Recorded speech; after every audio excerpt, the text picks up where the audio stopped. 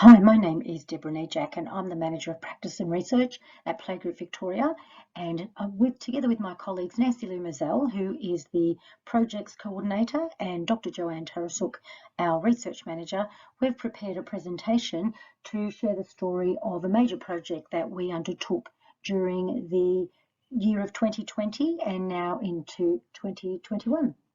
And to understand that social pedagogy is a term that is not commonly used in Australia. But there are social pedagogical practices and experiences here that aren't labelled as such. And one of those is called Playgroup. And we see playgroups as our thriving garden for children. So we define playgroups as groups of children, birth to 5, and their parents who get together regularly, usually every week, to meet with other families and play and socialise. So they can be run by parents themselves, so that's what we call community playgroups, or they can be facilitated by a paid professional, such as a social worker or an early years teacher, a speech pathologist, for example. And when that happens, they are called supported playgroups. No matter what they are, though, all playgroups offer and create play opportunities for children to learn and develop through their social exchange and interactions at playgroup. And of course, playgroups are of great benefit to parents as well. Social connections and relationships are vital when children are young, and playgroups provide that. And there are many examples of playgroup relationships often becoming lifelong connections. So you might wonder why we would use the term social pedagogy to be associated with playgroups if that particular term is not used regularly or known about very much in Australia. So how do playgroups relate to social pedagogy? Playgroups are essentially about well-being, learning, development and empowerment for children, their carers and families. And from those experiences, social connections develop within and beyond playgroup into the broader community. We often say that playgroups are the little building blocks of our communities and our society. So they are very much related to social pedagogy in a very holistic way, I guess. So in some ways, they resemble the diamond model, where the playgroups are the positive experience, which is the diamond. We also describe our playgroups to have principles around developmental, educational, nurturing and supportive, their capacity building, relational, safe and inclusive. So we use these words to describe playgroup, but also to link the research and evidence of playgroup to playgroup. So these principles are also congruent with and reflect social pedagogical thinking and values and practice. So we feel that we can come to the conclusion that playgroups in Australia provide experiences in a setting that are essentially social pedagogical in nature. So what happened in 2020? Like everywhere else around the world, COVID-19 arrived in Australia at the end of January 2020.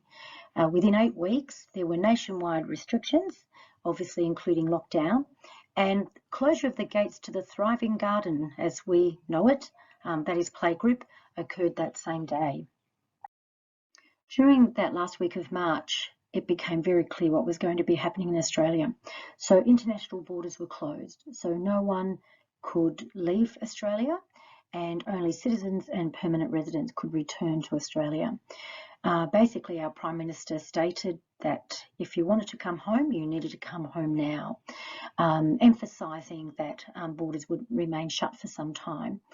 And most surprisingly and concerning was that all state and territory borders were all close to each other for the first time since Australian Federation in 1901. We've popped this slide in just to provide some context to the size of Australia and also the population. So you'll see up the top there that Denmark is 0.005% of the size of Australia with about 6 million people. United Kingdom is 0.03% the size of Australia, or with almost 68 million people. And we'll go the other end where the United States of America is about 25% larger than our landmass here, with a population of 330 million people. So in Victoria, Melbourne, which is Australia's second most populous city, the citizens experienced one of the world's longest and strictest pandemic lockdowns of 2020. So you can see down the bottom there's Victoria with about 5 million people, and on the right side is the map of Victoria, and the little silver circle at the centre, around about 74% of all Victorians live there, and that's called the city of Greater City of Melbourne. So the stage 3 restrictions came in at the end of March and stayed till the end of June. And in Victoria, we had a brief reprieve for about 2 weeks. Then a second wave of COVID-19 hit Victoria, mainly coming from a breach of the hotel quarantine system. And we then entered into stage 4 restrictions from July to the end of November 2020. And those restrictions were obviously as strict as they could be, and quite often similar to many other countries. And we also had an 8 p.m. to 6 a.m. curfew, and we could only go within 5 kilometres of our own home.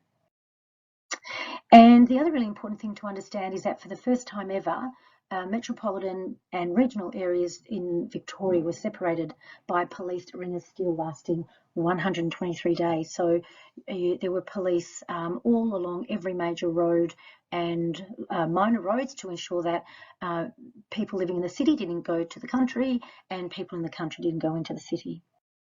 So essentially there were no playgroups between the end of March to the end of November.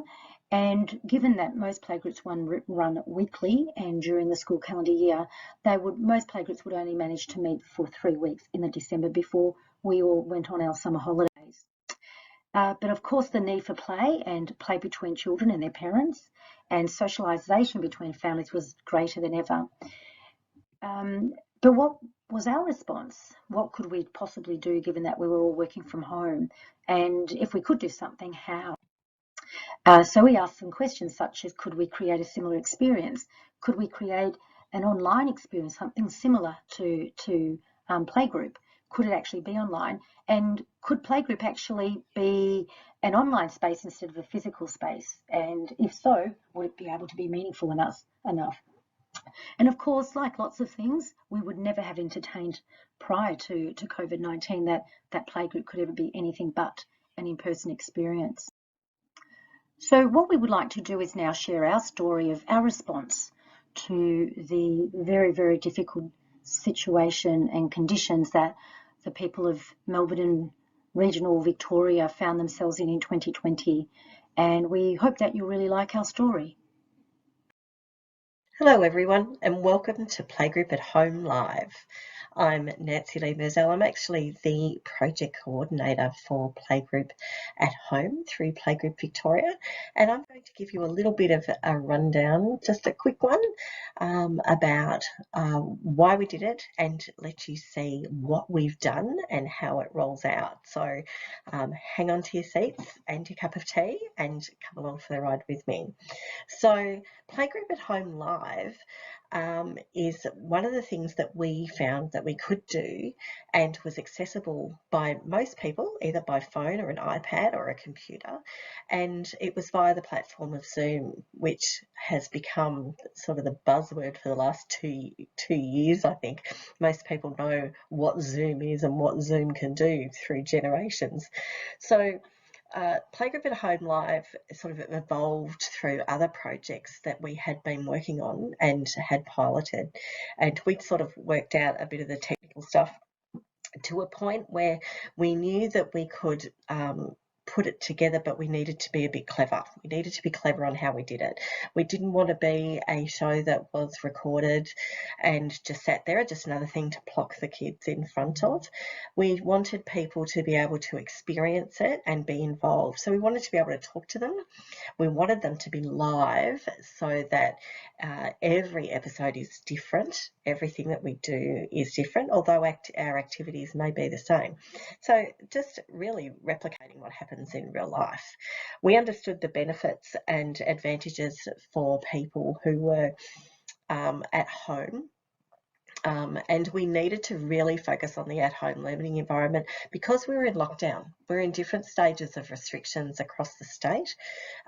Primarily in Metro Melbourne, we had a hard lockdown for quite some time, as you've heard about before. So people weren't able to pop out and get some supplies and do some sort of things. So you needed to be creative. We needed to be clever. We also wanted to make sure that people felt like they were included, like they were part of the group. So discussion with families and letting people see families was really important. The other thing that was really important, oh, there's me, sorry, I've just gone on to the next slide, and there's me at the top. The other thing that was really important was that we had a good team behind it who could do everything from the content to social media to security, to presentation of the sessions themselves, to make sure that they were evidence-based. There was a whole range of different things that needed to be happened. So we have actually quite a big team that don't contribute, huge chunks of their time, but collectively it's a large result. So what happens is we have 2 early years facilitators for a couple of reasons. One is that it adds variety and people present differently and people engage differently with different people. Also, what happens if the power goes off? What if my Zoom goes down? All of these sorts of things came into play, and it has happened to us a couple of times actually. So it's really interesting when it does happen, and it just makes the audience laugh, to be honest, which is a bit of a bonus. We also needed to make sure that we had fairly secure systems that were at a capacity that was able to assist and help the facilitators as well as help the audience. And we were really, really conscious e-safety was paramount in what we were doing. We needed to make this a safe space. We needed people to believe that when they came on with us, that there wasn't going to be any nasty surprises. So we also have someone working on what we call the IT back-end support. We call it security. That's on the sessions all the time, so that if something does happen, they can remove people from sessions. We have had to do that in the past, or we could just sort of help someone on to make sure that they're having a good experience. It is a condition of attending that they have their cameras on unless they've spoken with us beforehand. So it's a really serious part of what is a fun thing, but it is vital that we got it right. So the sessions that we delivered became quite large and varied, which was great. Everything from baby playgroup, we had some shows with All Come Out to Play and Move It for Kids. All Come Out to Play on gender equality. Move It for Kids was about finding your 30 minutes of exercise a day, which was, as you can imagine, pretty popular for those people that were limited on what they could do to get outside. So they really wanted something to keep the kids active, to keep them going, and that was really terrific. So the other ones that we had were, of course, Play Connect, children on the spectrum, and we also had some partnerships that we worked with. The Conceptual Play Lab through Monash University did some STEM sessions, and we also had some support sessions as well. The My Time groups were beautiful support sessions. So it became evident that we could provide a multitude of things through this platform, and we have. So the calendar that we ended up having ended up being quite big. So at first when we started, we were just sending emails out to everybody saying, look, connect with us, Playgroup Online. But when the calendar's getting bigger and you're sending more and more emails out about this session on a Tuesday, this session on a Wednesday, we were in danger of getting into spam territory and people disconnecting from us, and we didn't want that to happen. So we developed a platform from which people could book sessions similar to booking a gym class or a yoga class, something like that. So they could select what they wanted, book the session, and then we would send the information to them. We'd also send, as part of our content, a sheet so that they could be prepared for the session. So we would do things like have wind chimes, for instance, was one of the sort of nature activities that we had, and said when you're next out on your walk, you can collect a stick and some leaves and a few other things. And and bring it home ready for the next Playgroup at Home live session. So it was really important that we had the supporting documentation that went along with the sessions as well. So now's the fun stuff. This is where we get to show you what an experience on Playgroup at Home Live is like, and share with you some of the stories and visions of what you see, what people do. And I'm so thrilled that we can share this with you. So it's like any other Zoom session, you might have somebody on the other end of the screen and you're looking at a heap of faces on the other side, which is not unlike the conference, I guess. However, that we had some funny things happen. We have had, pets as you see on YouTube and those sorts of things, coming across the screen. One of the ladies was doing some cooking. She turned her mixer on and the flour enveloped her and the screen, and to see the parents laughing on the other side of the screen was just hilarious. It's important to note though, we have found the skill set of children and parents is more than you would think. They know, even little 18 months, 2-year-old children, they know how to turn the mic on and how to turn it off.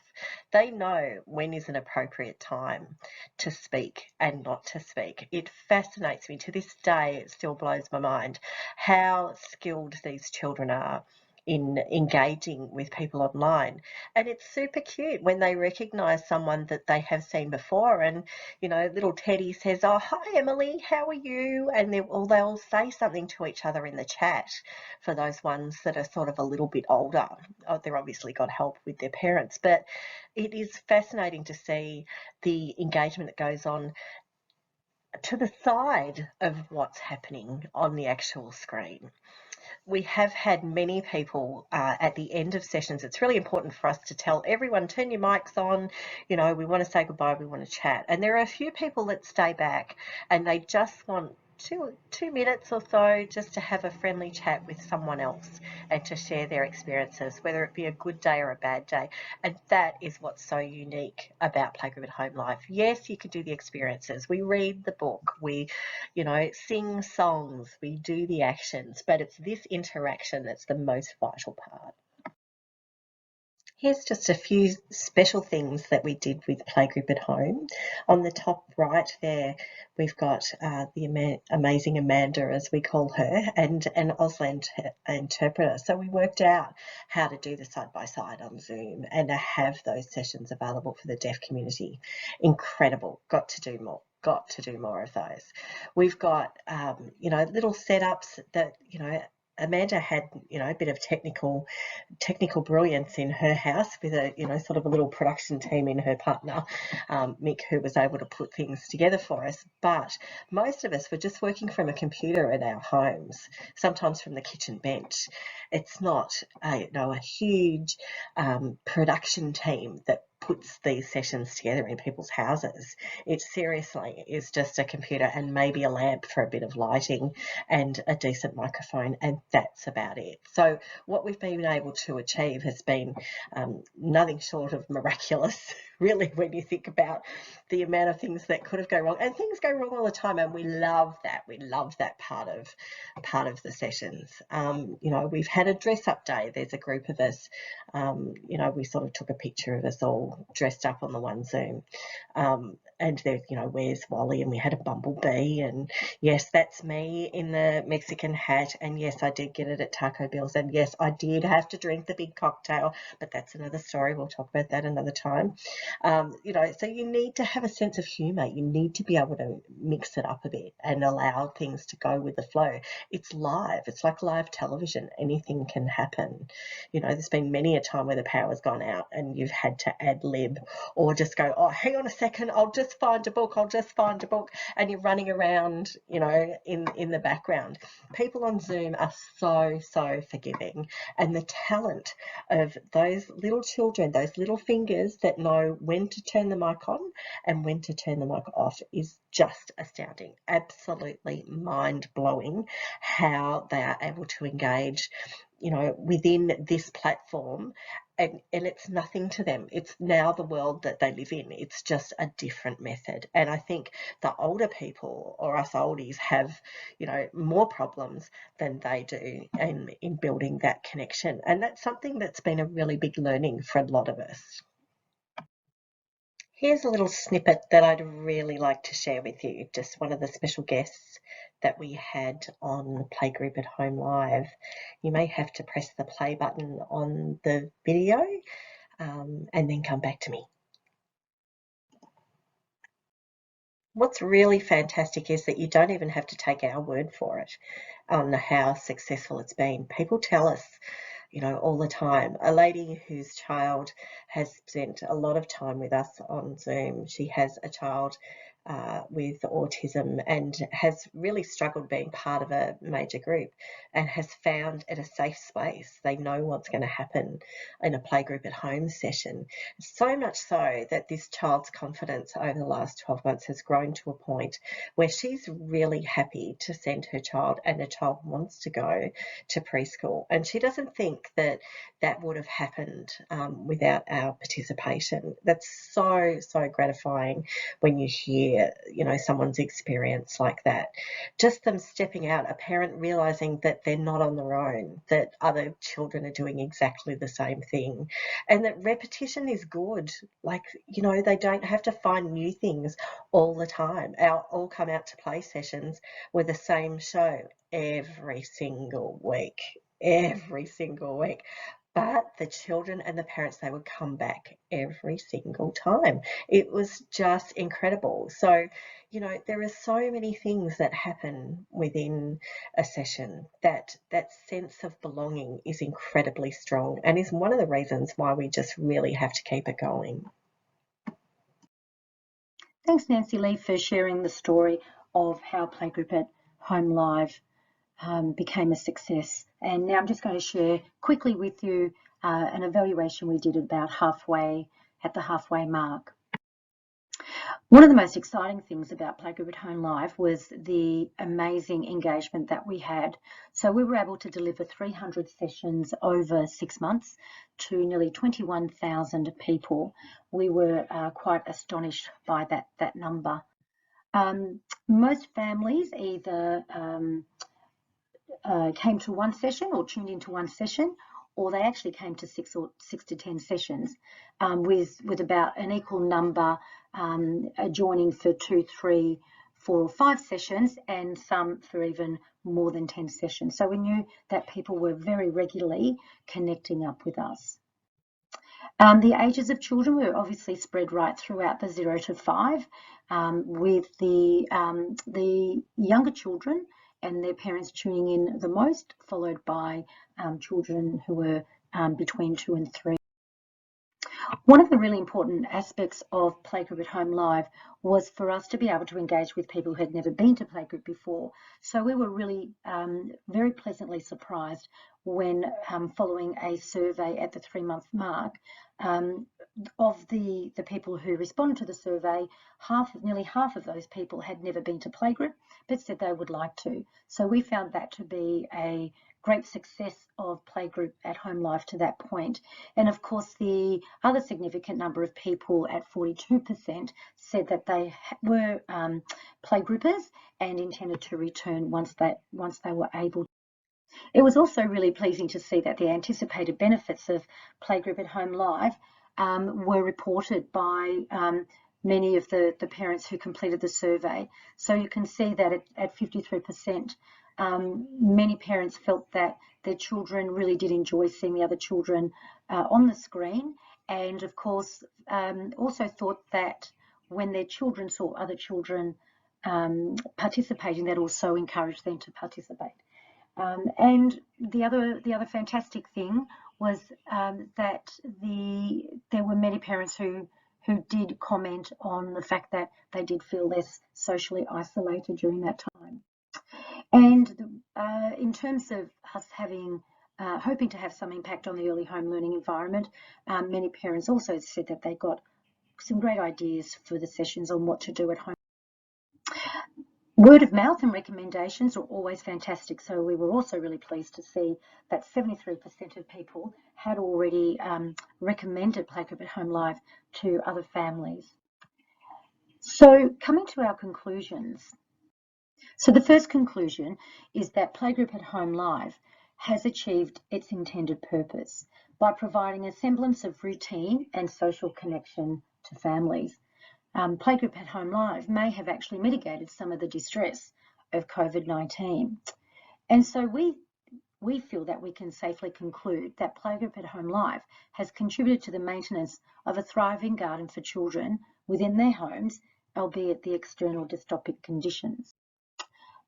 The most significant change is that 91% of carers who had never been to Playgroup said that they now intended to go to Playgroup when they could, that is, once they got out of lockdown. And nearly all families said that Playgroup at Home Live had made them feel less socially isolated during lockdown by either a little or a lot. And what is the future for Playgroup at Home Live? Well, as we say, Playgroup at Home Live may have been born from the universal upheaval of COVID-19, but it will not end with COVID. We are exploring other ways of keeping this amazing project going, and have recently submitted for a multi-year grant so that we can take Playgroup at Home Live out there further for all children and all families, and focus on overcoming those physical, health, economic or geographic barriers that often prevent families from getting to Playgroup and participating. And we'll hopefully find out in August if we've been successful with that submission. So I'd just like to say thank you. I hope you enjoyed our presentation, and I'm saying thank you and goodbye on behalf of Nancy Lee and Joanne and myself. Thanks. Bye.